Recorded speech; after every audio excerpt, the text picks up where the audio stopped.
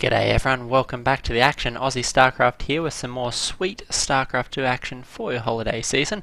Up in the red in the right hand corner it's our terrifying Terran playing for Team Liquid. It is Taeja, the bottom left hand corner.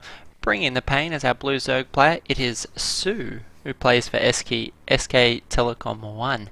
Now for those of you who perhaps don't know Sue as well as you might Taeja obviously big news in 2014 tearing up, particularly through his usual summer special.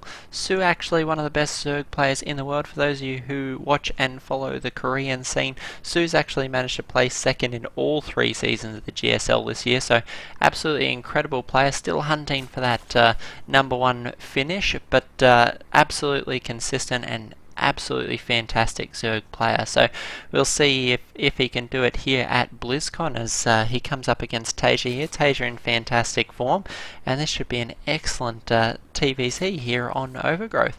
Obviously Overgrowth, one of the better known maps in the map pool. You can see Sue already scouting out his overlords on different patterns here, trying to prevent exactly what Taeja's up to now, which is in fact a double proxy racks opening in the middle of the map. So very sneaky Taeja here, throwing these 2 barracks down. Going to look to put that natural expansion of Sue under a lot of pressure, but Sue actually countering this with blind countering this with a spawning pool first opening. So hopefully Sue will have a few Zerglings out in time to stop these Marines and SCVs, bringing him a world of hurt. As you can see, Taeja, no gas opening, he's just gone straight for these 2 barracks in the middle of the field. The objective, of course, trying to build a bunker within firing range of this natural expansion. If he can get that bunker down, life can be very difficult for Sue, and it can make it incredibly difficult for our Zerg player to react and recover and try and preserve his natural expansion. Of course, Zerg on one base pretty much just die, so it'll be all important for Sue to try and hold this off. Unfortunately hasn't scouted it just yet. His overlord has spotted this SCV moving out. His first marine is on the way, another 2 marines right behind us. His overlord going to spot it, and the question is how will Sue react? He will be pulling these drones immediately.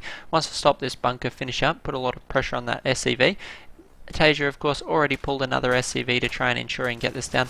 Workers trying to buffer a little bit for the Zerglings who are picking off the bunker. Taeja will cancel that, and looks like Sue might be able to force this back. Taeja not one to give up easily. Actually has 3 SCVs down here now to buffer for these Marines.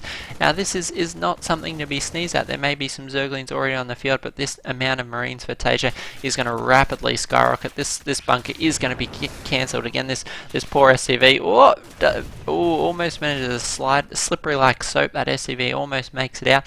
Marine count is starting to skyrocket though. Sue not shy on producing these Zerglings. It's costing him a lot of lava, but the Zergling count is continuing to skyrocket. Bunker this time a little bit further away, see if he can establish that beachhead to work his way forward. But the Queen, even the Queen's going to be bringing the pain for Sue here as it plucks away at these Marines. Focus firing down a Marine. Very nice. These Zerglings wanting to get in touch with that SCV. The Queen manages to finish the job here. So MVP of the day going to be going to this Queen at the moment as it works down Marine after Marine and prevents this bunker from finishing up.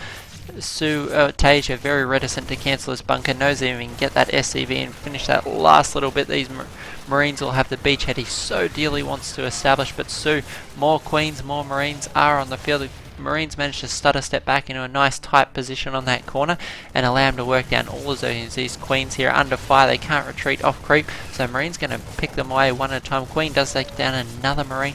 The remainder of the Marines will be able to focus fire the Queen down. These Overlords now under threat as they can't retreat quickly enough. More Zerglings are on the way for Sue, but Taeja here bringing a world of hurt to Sue early on in this game. Sue though continuing to establish an economy behind this. Taeja very greedy opening at home, 2nd CC and even a 3rd CC on the way behind this. So this is bold as brass for Taeja. Go big or go home, our LiquidTaeja says. As these Zerglings continue to be produced left, right and centre for Sue. Sue's Queen's almost back on the field here to help produce a few inject lavas. 36 of 36 supply, so Sue temporarily supply block while he waits for this Overlord. And Taeja could be in a lot of trouble here as he's forced to pull back his barracks. Not actually a lot in the way of defense, so Sue could very well counter-attack here, but not a lot to actually attack as the ramp is walled off here. We have 2 CCs on the high ground, so nothing on the low ground, so to speak. And these Zerglings, still no Zergling spears. We've had a much delayed opening from Su as he's struggled to hold off that bunker rush, but Su arguably in quite a good position here. We check out the income tab, slightly better economy for Su than for Taeja, but mules here very shortly for Taeja are going to put him in an excellent position. These 3 orbital commands are just going to help him plough forwards. These 2 barracks finally taking up position in the main base. Here we have a factory on the way for Taeja, and these 3 orbital commands just producing SCV after SCV. Overlord's going to take up position to watch this natural expansion, and Su here is left in a few difficult positions. Got a lot of Zerglings here. He's overproduced on his units in order to hold off those attacks, and he has the choice: is he going to allow Taeja to pull ahead in the macro game, or is he going to throw down a Baneling Nest and go for some sort of counter-attack here, try to break the natural expansion of Taeja? We have a 3rd base now coming up at the 3rd base location. Well, where else would we expect a 3rd base? Occasionally the Zerg players do drop it in the gold and go for a heavy roach play, but it's quite late in the game for Su to be contemplating something like that. Of course, everything in this game is going to appear to be that little bit later due to the fact that the start was very delayed with that 2 double proxy racks opening.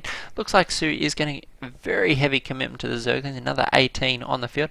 If these Zerglings move around behind, the Baneling Nest is on its way, so we will be seeing some sort of bust out of Su here. First Hellions are on the way. These are moving out for Taeja, and these are all important here. Taeja scanning this expansion. He sees the Baneling Nest go down. He can start to prepare. I think we'll see Taeja getting ready here. We do indeed. We see another 2 bunkers here. Interesting location. You'll note he isn't trying to increase the strength of the wall off. He knows at this point, with the amount of Zerglings Su has in play, this wall will be broken. Instead, he's producing secondary and even tertiary lines of defense. These Hellions going to go out there looking for these Banelings. Unfortunately, he's scouting in the wrong direction. They will find these Zerglings massing up ready to attack, but missing the opportunity to scout the Banelings on the left hand side. These Banelings being rallied in now. The Zerglings going to be flowing. There is no Baneling speed, but these Banelings don't need it. Their target is a stationary brick wall. The wall comes down, the Zergling Banelings flood in, but there's an excellent choke point. These Hellions getting great shots off. SCVs are beginning to die though as these Banelings do connect. 8 SCVs do go down. With this amount of Hellions, it looks very unlikely that Su will be able to break this border. Taeja going to throw down, trying to fix up this wall as best he can, burning supply depots. Plenty of SCVs going to be able to be pulled off the line to make a hold here. Both our players dropping to about 80 supply. Income tab relatively not even at all. A 3rd base for Su being saturated during that engagement, so an extra several hundred minerals for our Zerg player every minute. Though mules, as you can see, mules for Taeja, going to pull that right back in line, 1800 a player, as these players continue to macro up. We have the lair on the way now for Su, about the latest lair I think we've seen in a long time. 12 minutes for that lair to come up. We have Evo chambers up ready for the upgrade, so not a lot on the way of +1/+1 for Taeja along with combat shields. Simpack has completed moments ago. And an armory now in the field. Now there's potential for a very dangerous push here. These Hellions going to have a little bit of a poke, but Taeja not wanting to engage too quickly, knows there's still Zerglings out on the map. And ideally, Taeja wants to preserve these Hellions for a very dangerous Hellbat push. Of course, his armory is already established. These Marines going to be able to move out to support this. And first few medevacs on the way. So this is going to be a very dangerous timing attack for Taeja. These Hellbats, medevacs, Marines with all their upgrades. 1-1 just finished up. This will be a very potent push for the 3rd base of Su. Su needs to be very careful. Needs some Banelings here to try and detonate on these Hellbats. Get some nice splash damage. And get the potential to stay in this game. Taeja putting a lot of pressure on Su very quickly, but Su keeping it cool here at Blizzcon as he continues to make very clever plays, set up for great engagements, clean out these rocks will allow him to get great surrounds on these units. This is a very scary attack as our players almost equal in supply. 4th base for Su being established, but this Terran advance going to cut that off from any form of reinforcements. Could well be sniped if it's not careful. Taeja splitting up. These Hellbats going to position themselves very well, and it's barbecue time in the mineral line as these 2 Hellbats go to town. Su playing it cool, pulling back, morphing these Baneleys. Oh, this This expansion's starting to take a lot of damage, but these Banelings getting some nice connections. Only 3 Hellbats left as these Zerglings flood in. Hellbats being healed by Medivacs, truly terrifying, but it looks like Su will get just enough units to hold this off. And that, ladies and gentlemen, is why Su has done so well in 2014. Cool in the face of danger, pulls his workers back only far enough to keep them safe, doesn't evacuate all the way to his mineral line, he isn't to his main base or his natural, he is not losing a moment's mining. These Terran players threatening his natural expansion, but Su's macro hasn't missed a beat. Plenty of units on the map to try and force this back. We even have a landed Viking here trying to make his presence felt. The Queen, these Queens from Su are going to focus fire it down. Notice Su doesn't miss a beat. Any unit he can pick off, he indeed will. And this Widow Mine's going to be cleaned up as well. Taeja actually boldly taking his third base towards his opponent, knows he wants to be putting pressure on this third and fourth of Su. And he's actually going to be throwing down a lot of production structures out here near the third base. This is to try and give him a lot of room to play. Wants those Zerg units to be funneled into choke points. So this gives him a lot of area to maneuver near his third base. And you'll notice he'll wall that off so that Zerglings and Banelings can't roll in and take any free engagements. Lots of Widow Mines being cleaned up by Su here as Taeja continues to put pressure on. These Marines are going to fall back, use these buildings a little bit of cover. They'll make it difficult for the Zerg player to advance, and any misclicks will result in failed detonations on those buildings. So both our players are going to stabilise, 130 supply each, and what an action-packed game we've had thus far from these two players. If we check out the units lost out, we see 150 Zerglings, 23 Banelings for our Zerg player. Terran player already 15 Marines and 11 Hellbats. So pretty substantial losses here as this game starting to tend into the mid to late game. And what a surprise! Normally when we see an opening such as Taeja's double proxy racks, we see it go one way or the other very quickly. These Marines threatening this fourth base with plenty of Zerg units here. Mutalisk now on the map, potentially able to pick these off, but got to be careful. These Widow Mines going to do some damage. Ooh, unfortunately Widow Mines focusing down the cheaper Zerglings as opposed to the very expensive Mutalisk. Now the Mutalisk is going to be able to start sending these Medivacs down, but Thor is here. Thor is going to be able to force back these Mutalisks. The splash damage on the Thor is absolutely wrecks the Mutalisk day. So expensive.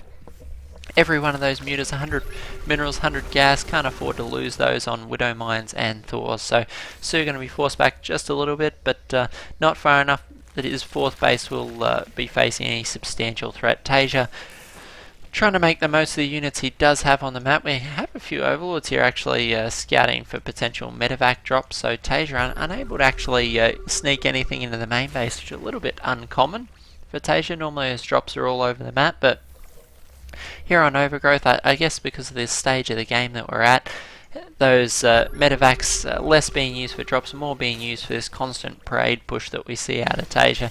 It's easy enough to sneak units down the right hand flank to threaten the fourth base. You don't really need to load them up in medevacs. We have Su rolling in here for a potential Baneling bust on this third base. Wants to get into the juicy mineral line, but Thois here is going to pick off 2 of those Banelings, and the remainder of the Banelings deciding discretion is better part of valor. They'll pull back, look for another opportunity later in the game. Fourth base from Taeja just coming up now, scan in the middle of the map, push back some of these creep tumors, and these two players have me completely tongue-tied. It's non-stop action. Look at this Zerg swarm. There is almost 200 supply of straight Zerglings and Banelings here. It is all over the center of the map. Taeja boldly pushing out on the creep. He needs to be so careful. Su's engagements thus far this game have been absolutely perfect, picking excellent surrounds and just getting great trades against Taeja, which is incredibly uncommon. Taeja's preparation, usually second to none, picks great engagements off creep, ensures that the Zerg player loses heavily in these engagements. But this is an absolutely terrifying amount of Zerglings and Banelings. Taeja needs to be super careful. Don't want to engage in that choke point soon. Indeed, he will pull back. And now this is what makes Su so good. We'll see him split these units into 2 or 3 pieces. Taeja pins it here. If he's not careful, Su will be able to engage these units. Going to be spotted by the watchtower, and Taeja wisely going to start pulling back here. 13 workers have gone down as counter-attacks in these bases from Su have been constant. Unfortunately, unable to keep our eye on everything that's occurring in this map as these players going to town. 13 workers did fall though, so it will have a number of effects. Ooh, Su flows in from every angle here. Unfortunately, Taeja able to slip backwards, a few Marines going down from the nice Baneling connections. Still 180 supply for Su as this Zerg swarm rolls over the Terran resistance, and Su's going to go for it here. Off creep doesn't bother Su as he barrels towards. Oh, nice hot pick up on that Thor, going to continue to fire at the Mutalisk, but Su will not be deterred. These Zerglings, Baneling's going to roll around, Thor will fall, and both our players' supply drops to roughly 120 as Su trades away Banelings and Zerglings for those much more expensive Thors. Now Su, this is where most Zerg players tend to struggle. They trade away with the Terran player, and the Terran's able to counterattack with a few units, and the Zerg player hasn't yet recovered. As you'll see, not the case for Su here, as 50 Zerglings on the way. His injects haven't missed a beat. Could well lose this third base, so the Marauder's going to provide the firepower to take that down. So fifth base, will drop there in the central location, but Zerglings and Banelings back on the field. Taeja has to be very careful. He is light on units, still 150 supply to Su's 170. Su 26 Zerglings, 18 Banelings on the way to time, 32 Zerglings. That count just goes up and up. See both our players barely hovering any resources here, in spite of the fact they're mining quite heavily. Both players have at least 2 mining bases chugging along the main, and expansions for Su now starting to lose steam as they are for Taeja, and we'll see those mine out in the next minute or two. Taeja pushing into the middle of the map with this force here, trying to clean up this creep, wants to ensure that Su can't surround him, but Su, we can see him coming in from the bottom location, flowing in from the top. This is a massive horde of Banelings. That Widow Mine unfortunately targeting down the wrong clump, and Su will clean up all of these units. Taeja being forced back yet again. These medevacs starting to die. They are so low on health for Taeja. Unfortunately, no opportunity to repair these as the Mutalisks continue to pluck away. We have almost 4 medevacs here with a total combined health of a single medevac. So they have seen some things, those poor medevac pilots. Always in the thick of things, Mutalisks swarming all about. Zerglings and Banelings underfoot. But these two just providing some great action here for us at BlizzCon. There's a 5-game series between Taeja and Su, so best of 5. It literally will go down to the wire. I'm not going to spoil the results for you. Hope you enjoy it. This was one of my favourite series. Always do love a good TvZ. These two just provide such great entertainment here at BlizzCon. Question is, which one of these players will be able to proceed on from the series? You're going to have to watch to find out. We'll be casting a number of games from BlizzCon, guys. It did get a full replay pack, so plenty of great Starcraft for your holidays. So if you haven't been keeping up on the channel, ignore that, guys. We have another massive counterattack from Su. Who's going to slide into this base, going to clean up a lot of these workers, while Taeja positions to drop this 5th base once more. We have all those workers being cleaned up, and these Zerglings going to town on the CC. It's going to lift up just in time. 16 workers did die in that exchange, but if it's not careful, Mule being landed to try and repair that, and indeed he will be now. Not actually sure where he's going. If he's not careful, he may well get picked off by those Zerglings. The CC's burning down. Few SCVs I think being pulled down to repair it. Oh, it's so close to getting picked off. There's no SCVs. The Mule here wanting to repair it. It's so close to dying. Will it go? No, it looks like it will just survive, and Mule will be able to repair it. So as close as it comes. Pity there weren't a few Mutalisks in the air to help pull it down. But Taeja clinging tooth and nail to this game. It was Su on the back foot earlier on, but Taeja now starting to get just a little bit pummeled by our Zerg player Su, who appears to be everywhere with these Zerglings and Banelings, all throughout the middle of the map, positioned ready to defend his 5th for the 3rd time. Taeja though establishing this goal, and this is all important. Every moment that Taeja has this base, you can see his income spiraling out of control now, up to 1700 minerals a minute. Upgrades for both our players, unfortunately in favour of Taeja. 3-3 upgrade to the 2-2 of Su. Desperately needs to grab those upgrades as soon as he can. I think Hive is now completed, so no reason why he can't take it. Just too much going on as Taeja's surrounded once again in the middle of the map. Su rolling from every angle to clean up Taeja. Taeja falling to 110 supply, and this is where Su starts to get his momentum. Taeja struggling to establish an economy. Is 5th base now under threat as Su rolls in. It's going to be forced to evacuate, but Su could potentially pick this off. Missile turret's going to go down as Taeja tries to position some units to defend it. The question is, will Su be able to get this CC, or will Taeja pull back to the safety of these units? It looks like Su will indeed be forced back, but hey, tomato, this CC is worth the same as the CC at the 4th base location. This one's much closer to falling. SCV is repairing, but is it too little too late? I think it might be, baby, as the Banelings roll in, force the SCVs away, and the 4th base does fall. So Taeja here, struggling to put a few of those pennies in the piggy bank, is really struggling to establish an economy. 3-3 coming up now for Su. And we see Su playing the entirety of this 30-minute game with relatively low tier units, Zerglings, Banelings, and a few Mutilas sprinkled in. Shows you just how much you can get done with the fantastic control that Su has. We never see him taking a head-on engagement. Always gets a nice surround on the Terran player. These production structures just a little bit isolated here as Taeja has to swing the defense away towards his only mining base. Wants that 5th base back in production. And Su's supply continuing to climb upwards. His economy still ploughing along relatively strong. A few SCVs being plucked away by the Mutalisks, but this 5th base will be established once more. Now this is all important for Su. Ooh, nice Widow Mine connection there. Will be cleaned up by the Zerglings. Will Su get the engagement that he so badly needs? 160 supply each. Ultralisk Cavern now on the way for Su, but Taeja here posturing quite boldly. It's all or nothing for Taeja here. A good engagement here will seal out the game. Su coming in from every direction, but these Banelings not able to connect with the juicy Marines. Mutalisk a little bit indecisive, unable to focus fire the Thor in time.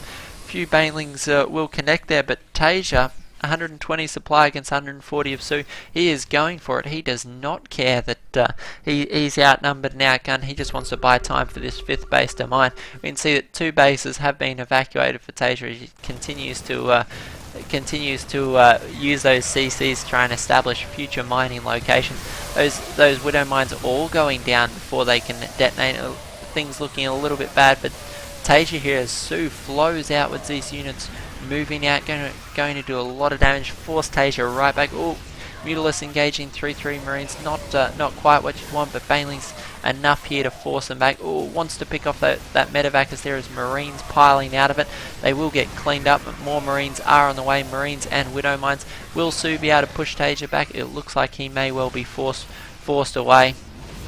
Su continuing to produce units. Those 3-3 almost finished up for Su is very much what he needs, but Taeja's production line has not halted. 9 Marines, 2 Marauders at a time. Su needs to be careful. He's starting to lose a little bit of momentum in this game. Got some great exchanges here. 2 mining bases for Taeja, though. There's so much income on the gold base. Su starting to long distance mine his own gold expansion. He's established that now.